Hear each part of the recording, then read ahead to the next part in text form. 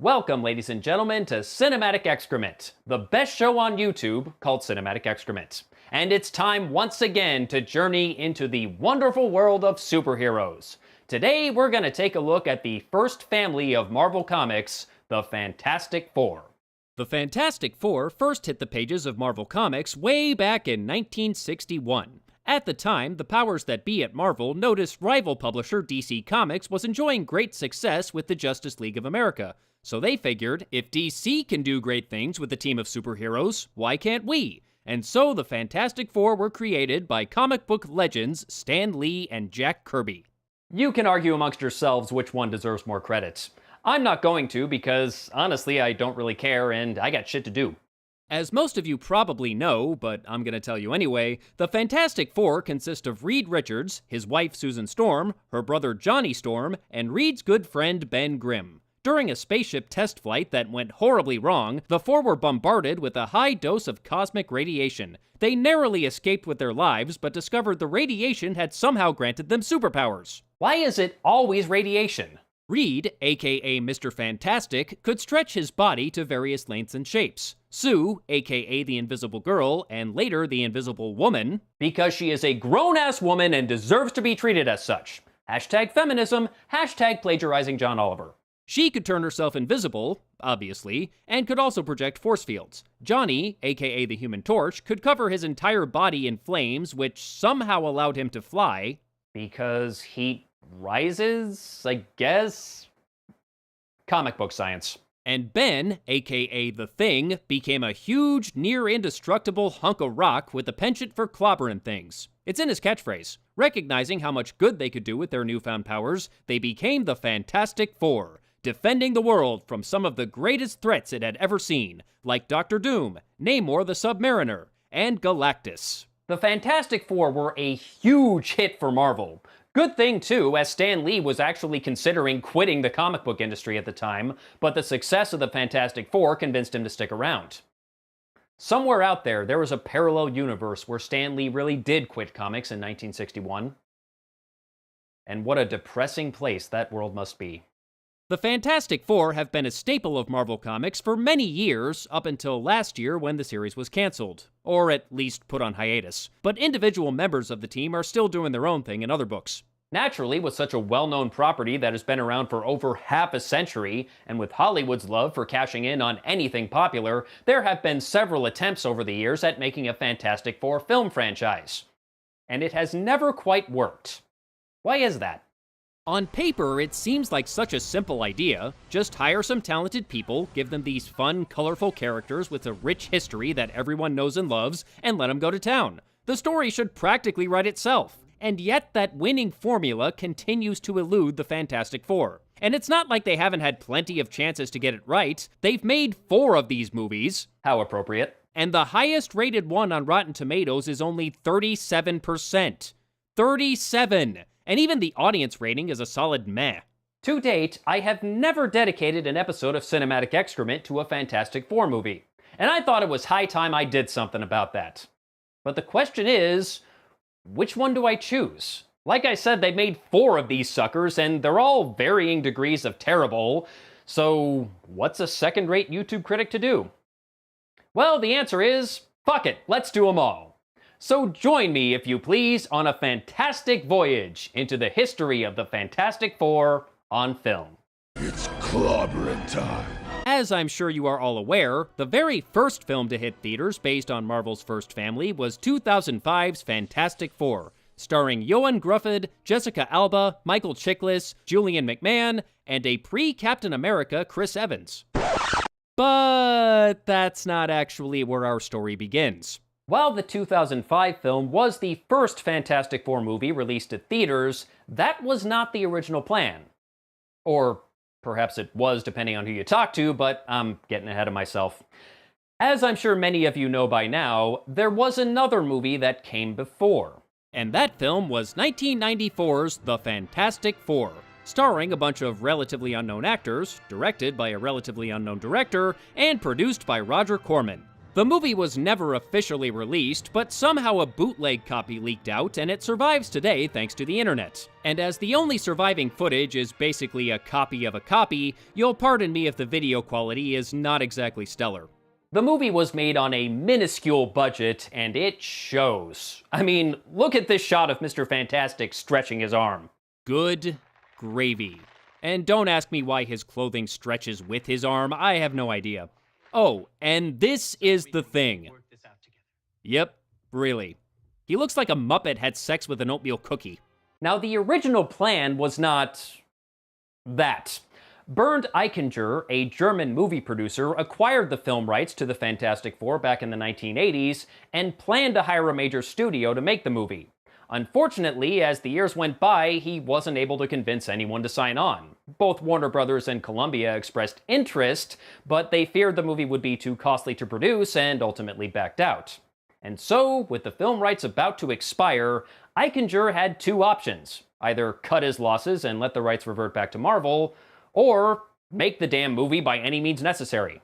Fortunately, Marvel never said he had to make a big budget movie, he just had to make a movie. So Eichinger turned to legendary B-movie producer Roger Corman, who agreed to help him make his Fantastic Four movie with a budget of about $1 million. And even 20 years ago, that was nothing. The end result? Well, it's a movie. I'll give it that much. The story begins in space. I will never get tired of that. Actually, it begins with 3 college students, Reed Richards, Ben Grimm, and Victor Von Doom. And I totally believe those 3 gentlemen are college students and not in their 30s. Reed and Ben are renting a room at a boarding house run by Mrs. Storm, along with her children, Susan and Johnny. If Mrs. Storm has a first name, it's never mentioned. Likewise on whether or not there's a Mr. Storm. And little Susie has apparently developed a crush on Reed, to which he appears to be completely oblivious. He's dreamy. Is he? The really weird thing is, these two end up getting married. No, for real, that's actually how the movie ends, with their wedding. And why the hell is Reed getting married in his superhero costume? I know that's how it was in the comics, but that does not make it look any less silly. Now, to be fair, it's not like they got married when she was still a child. Reed didn't even appear to have any attraction to her until about 10 years later. And while there may be a significant age gap between the two, he's a grown-ass man, she's a grown-ass woman. If they want to get busy, they are free to do so. So there's nothing wrong with their relationship, it's just the way it's set up is a little odd. But the same thing happened in the comics, so for better or worse, I can't say the movie isn't faithful to the source material. So one day, Reed and Victor are doing some sort of experiment on a comet called Colossus, haha, no, that is passing near Earth. We never actually see this comet, of course, because we don't have the budget for that. All we see are a bunch of people staring in awe at a strobe light. And what does all this equipment actually do? Whatever it is, it looks expensive, and I doubt a couple of college students would be able to afford all this shit with whatever part-time jobs they might have. And yes, I'm well aware that Reed inherited a large sum of money from his father. That's never mentioned in the movie. I've said it before and I'll say it again. I shouldn't have to read the book to understand the movie. Unfortunately, the experiment goes horribly wrong. No, but your equipment sure will. So Victor is presumed to have been killed by the horrible special effects, but Reed isn't done with his crazy Colossus experiments just yet. As we fast forward 10 years, which means the actors now look as old as they're supposed to, we find out he's built himself a fucking starship, and he's ready to fly to outer space with Ben, Susan, and Johnny to do some more poorly explained experiments on the comet. I don't know why they're taking Susan and Johnny with them. At least Ben is a pilot and Reed is a scientist. What the hell are Sue and Johnny qualified to do on a fucking starship? Hi, Mrs. Storm. Johnny and Susan go to outer space with us? Well, I don't know, dear. You'll have to ask them. Someone was paid to write that dialogue. I mean, they weren't paid much, but, you know. Look at you, the Fantastic Four. Yeah, like that name's gonna stick. Unfortunately, the experiment goes horribly wrong. Again, and the ship crash lands on Earth. Somehow, all 4 of them survive. They were in outer space, crash landed on Earth, and they're just fine. What? Not a scratch on us, and the ship He's in 100 pieces. We're fine? Come on, doesn't that bother anybody just a little? Even the movie doesn't buy its own bullshit. The four soon discover the accident has blessed them with superpowers. Reed has go-go gadget arms, Susan can adjust her own chroma key, Johnny can sneeze fire, Moses, and Ben, well... Muppet oatmeal. Meanwhile, it turns out Victor Von Doom is still alive. I don't know why he faked his death in the first place, but whatever, he's alive. The accident has left him heavily disfigured, so he has donned a metal mask to hide his scars, and is now known as Dr. Doom. Oh my god, what is this? Am I watching a Fantastic Four movie or a Saturday morning cartoon? I can't tell anymore. Although, I suppose there's a third possibility.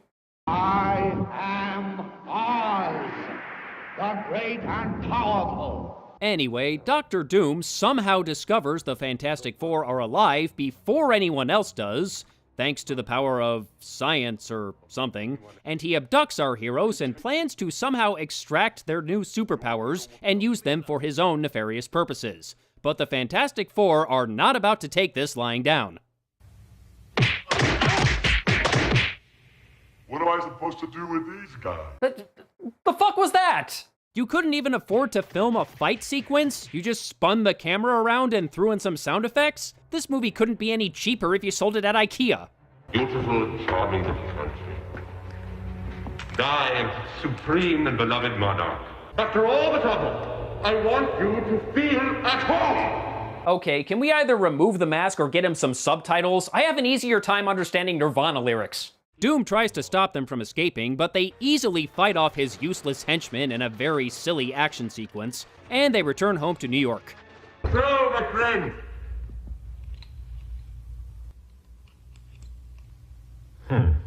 You know, I kinda love Dr. Doom's reaction there.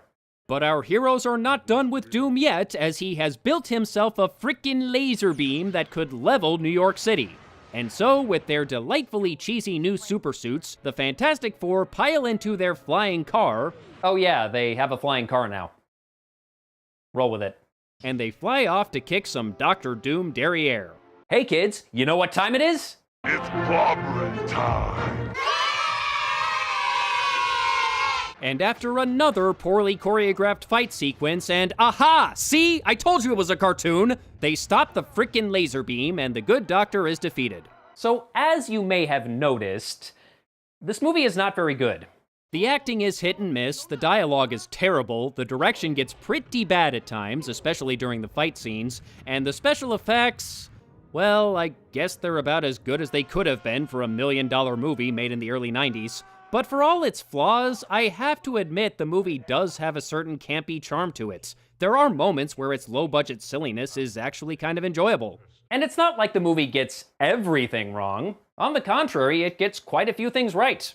Sure, the Fantastic Four costumes and Dr. Doom's lair look incredibly silly. Hell, Dr. Doom himself looks like Darth Vader cosplaying as the Green Arrow. But they were trying to adapt a comic book that started in the early 1960s, and they did a decent job of staying faithful to Lee and Kirby's creations. And the Fantastic Four genuinely feel like a family. They have their occasional squabbles, but in the end, they all care deeply for one another and they have each other's backs. And that's exactly how it should be. They're called Marvel's first family for a reason.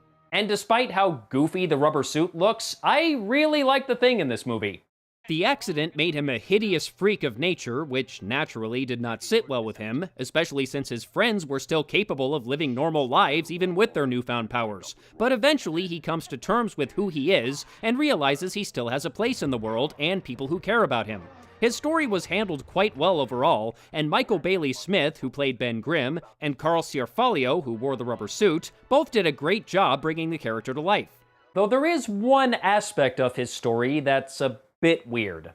Ben Grimm's story intersects with this subplot involving a blind sculptor and the movie's damsel in distress, Alicia Masters, and a diminutive thief known as the Jeweler, a character who did not appear in the comics and was created solely for the movie. Just before the Fantastic Four go into outer space, Ben has an accidental meeting with Alicia, and the two instantly fall madly in love with each other. How does that even work? I mean, If I believed in love at first sight, I guess it could make sense for Ben, but Alicia is blind! I guess his face felt pretty? I don't know. But the jeweler also falls in love with Alicia and orders his henchmen to kidnap her. And these are hands down the most useless henchmen ever. Even more so than Dr. Doom's. Not only does it take 8 of them to subdue a blind woman, at least I think there's 8, it's hard to tell, but they have to use some kind of knockout spray to do it, which is shown in a POV shot. A POV shot from the perspective of a blind woman. Shouldn't that look more like this? Of course, Alicia wants nothing to do with the jeweler, but that's not about to stop him. Escort the Queen to my room. I need to have a private consultation. I really hope that doesn't mean what I think it means. Alicia is eventually found by both the Thing and Dr. Doom, and Doom decides to kidnap Alicia himself, because why not? She is really not having a good day. And at this point, the jeweler just kind of pisses off and is never seen or mentioned again. Wow, I sure am glad they went through the trouble of creating this character for the movie. What an amazing and important role he played. It's clobbering time. You met him for all of 30 seconds, and all he did was bump into you and break your sculpture. And somehow this causes the Thing to temporarily revert back to Ben Grimm in what is admittedly a decent effect given what they had to work with. Seems Loverboy is not quite himself today. That is literally the opposite of what just happened. The most hilarious part comes when Ben finally rescues his new girlfriend. I don't think we've formally met. And yet we've professed our love for each other. How weird is that? So yeah, his story is quite silly, but the Thing is still the best part of the movie. He alone makes it worth watching, and I actually recommend giving this one a watch. It's campy, it's silly, and it's incredibly cheap looking, but I can't say I didn't have fun watching it, and I think there's a lot here for fans of these characters to enjoy. Plus, at only 90 minutes, it doesn't have time to wear out its welcome. But it's still not a good movie, and if it was actually released back in 1994, the critics would have rightfully savaged it. But like I said, this movie was never given an official release. And it's not like it was shut down in the middle of production. They finished it. It was shot, edited, scored. They even had a trailer. It was ready to go. But someone pulled the plug anyway. As for who pulled the plug and why, well, depends on who you ask. Stan Lee himself claimed the movie was never intended to be released in the first place, and was only made so Eichinger could hold on to the Fantastic Four film rights for as little money as possible. But both Eichinger and Corman dispute Lee's claims. According to Eichinger, it was actually Avi Arad, at the time a Marvel executive and the future founder of Marvel Studios, who prevented the movie's release. Arad supposedly found out about the film after it had already been made and was worried a low-budget production could do more harm than good for the Fantastic Four. So he called up Eichinger and very politely made it clear that the movie should never see the light of day. So he bought all the prints for a couple $1 million and, without even watching the film, had them destroyed. Obviously, at least one print survived, but how it found its way into the wild and who leaked it is anybody's guess. To my knowledge, no one has ever claimed responsibility. But one thing is certain. If this movie was never supposed to be released, nobody told the cast and crew. Hell, they didn't even find out the rights were about to expire until after the release had been canceled. It was no secret that they weren't making a masterpiece, but they all worked their asses off to make and promote this movie, and were proud of what they had accomplished with so little time and money. And it's a damn shame the rug was pulled out from under them like that. And much like the Star Wars Holiday Special, I think it is high time Marvel just released the damn thing officially. Assuming someone still has a print. It's not like they can ignore it and it'll just go away. They've been trying to do that for the last 20 years and it hasn't worked yet.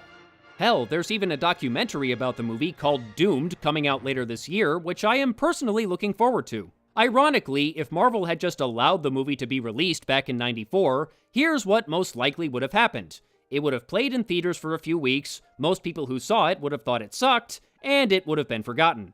But by trying to keep it buried, they've essentially ensured it will forever remain relevant. Streisand effect, bitches! So just release the damn movie already. It's not like it'll ruin the reputation of the Marvel brand or the Fantastic Four. At least no more so than the Fantastic Four movies that were released. Speaking of which, We're going to continue to look at this failed film franchise next time. Until then, I am the Smeghead, and Hollywood can suck it.